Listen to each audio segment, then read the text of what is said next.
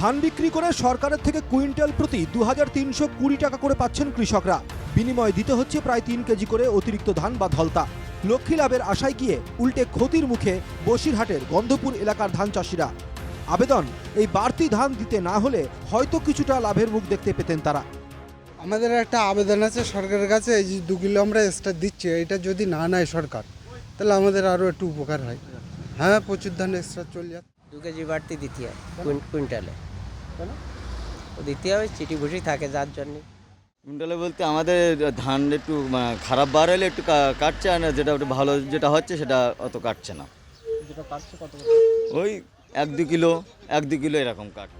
কৃষকদের থেকে অতিরিক্ত ধান নেওয়ার কথা স্বীকার করে নিয়েছেন সরকারি কর্মীরাও।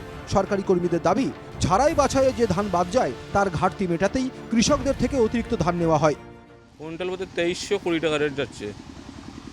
আর যে টাকা নেওয়া হয় কুইন্টাল বলতে আমাদের এক্সট্রা নেওয়া হয় বলতে ধান যেরকম থাকে সেরকমই, ওই 1 কেজি 2 কেজি এরকম নেওয়া হয়। কেন এটা নেওয়া হয়? পুরো ধানের একটা ময়লা বা ধুলো থাকে, তার জন্য এক্সট্রা বস্তা হয়ে, তার জন্য এই যে ধান অতিরিক্ত দেওয়ার ফলে কৃষকরা কিন্তু অনেকটাই তাদের কিন্তু ধান কিন্তু দিতে হচ্ছে। যদি অবিলম্বে সরকারি পক্ষ থেকে এই অতিরিক্ত ধান নেওয়া যদি বন্ধ করে, অর্থাৎ যে ধলতা বলা হয়, অর্থাৎ ধানের প্রতি কুইন্টাল প্রতি যে ধলতা দেওয়া হচ্ছে সেই ধলতা যদি সরকার না নেয়, সেক্ষেত্রে কিন্তু কৃষকরা অনেকটাই কিন্তু উপকৃত হবে।